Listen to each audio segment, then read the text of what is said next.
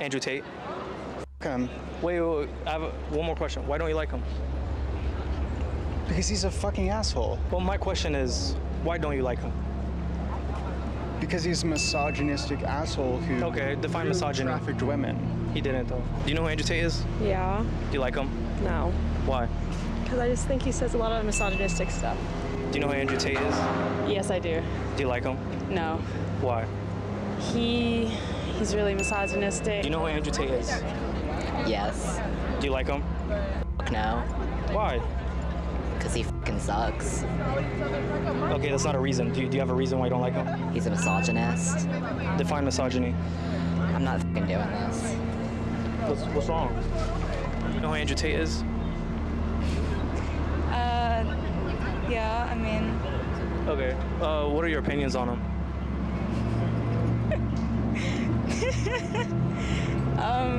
Do you like him? no, Why? because he's a misogynist. Misogynists are disgusting whether they're in Afghanistan or a swanky London studio. Am I a misogynist? Am I? I don't think. First of the things she said, I don't even truly believe.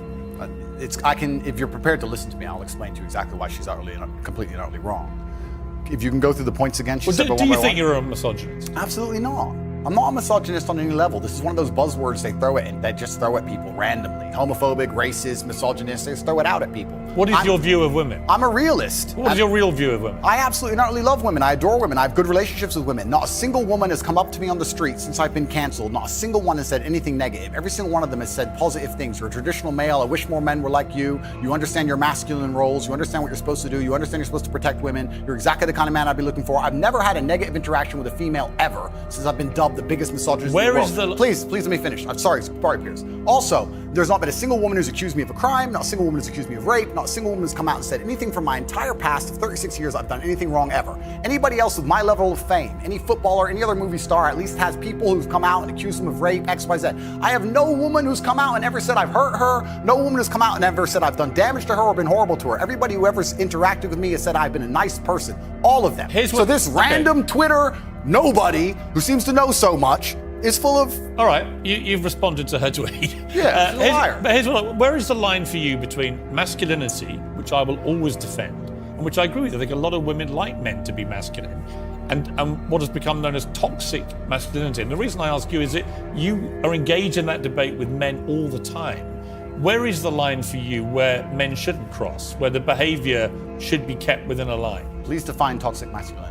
Well, you tell me what you think it crosses a line from being a masculine, good man to a bad man. There's no such thing as too much masculinity if it's genuinely masculine. Genuine masculinity is not out here to hurt people. It's absolutely the opposite. It's out here to protect. And when bad things happen, they call traditionally masculine men. If you need a firefighter, you need a masculine man. When you call the police because of the problem you had, you want masculine men. And as soon as a woman or a man is in trouble, when you look for backup, you look for masculine men. And masculine men have a duty to provide and protect those they care about. We have a duty to do things we don't feel like doing because we know we're supposed to do them. And that's why we stayed in the Titanic and died. Those were masculine men. Where did you get your views about this from? This is what I grew up with. It's the family I grew up around. And your father, your mother? Yeah, both? and the world I lived in. And I think a lot of the things I'm saying now about masculinity and how people should act in the world, how the world should function, were considered completely normal and accepted by everybody only 20 years ago. I think the world's just lost its mind. For me to stand up and say a man should protect a woman now gets to be called a misogynist and canceled. If I said that 10 years ago, everyone would say, duh. And what's funny is, everyone who argues against me and says men shouldn't protect women, especially all the feminists, if they were with their boyfriend and a man broke into their house, guess who they'd expect to go downstairs? Who do you think? Think they go themselves? Are they going to Afghanistan?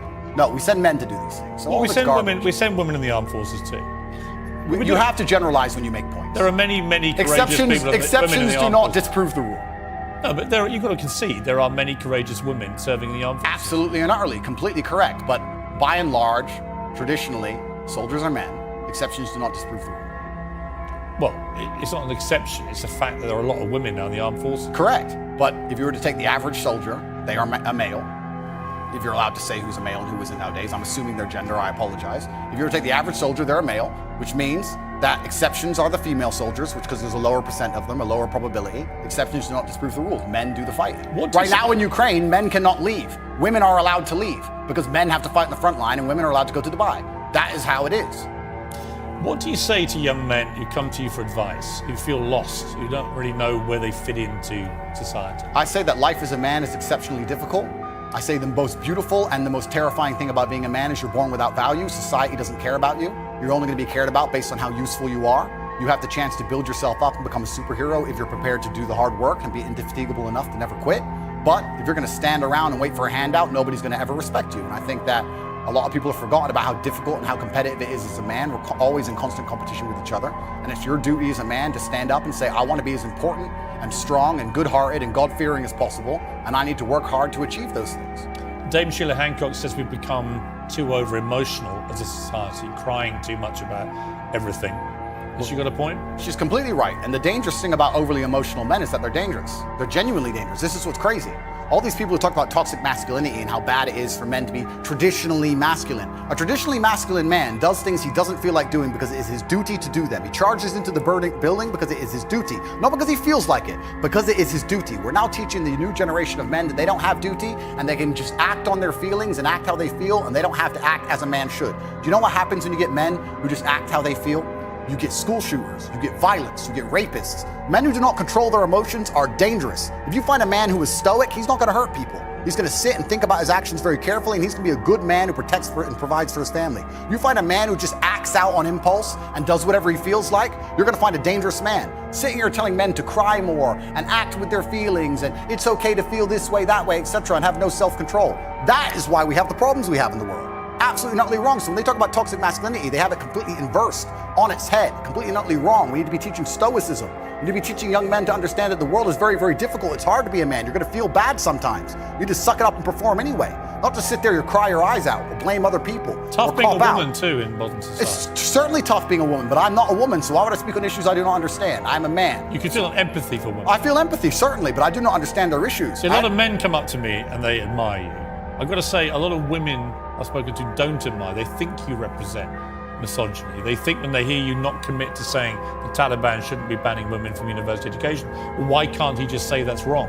Well, firstly, that's not my experience. I experience the absolute and utter opposite of that. Secondly, it's because it's a moral point I'm making. My moral point is that I speak on things I understand. I speak on experiences I've had. But you believe in equality? I speak, yes. I speak on, sure. I speak on subjects I know intimately. I do not feel qualified. I'm a realist, and I do not feel qualified to sit and discuss the gender laws in Afghanistan. I have not been to Afghanistan. I have not researched the subject thoroughly. I'm not going to sit here and say how the Taliban should be running their country. It's nothing to do with me. I find it quite flattering, Piers, that although, I understand I'm monumentally influential, the most Google man on earth, etc., I find it very flattering that you think I have some kind of control over the domestic policy of Afghanistan. But I assure you I don't. I don't. No, so it's nothing to do with I'm not asking you to have a view on having influence on a domestic policy. I'm sure the Taliban couldn't give a stuff what either of us say about it. It's just curious to me that it's an easy win for you to make women think you're not anti them, to say that when they're not given equality, as the women in Afghanistan clearly are not, because they're not allowed to go to university now, as of today, that is clearly unequal, unfair. We should all be able to agree that that is wrong. Well, certainly as a realist. Even you, tough guy, Andrew. It's not tough guy. I am a professional. As a professional, I can state that yes, it is not equal. Yes, it is not fair. That is obvious for anybody. I'm not saying those things are not true. What I'm saying is it's nothing to do with me. Right.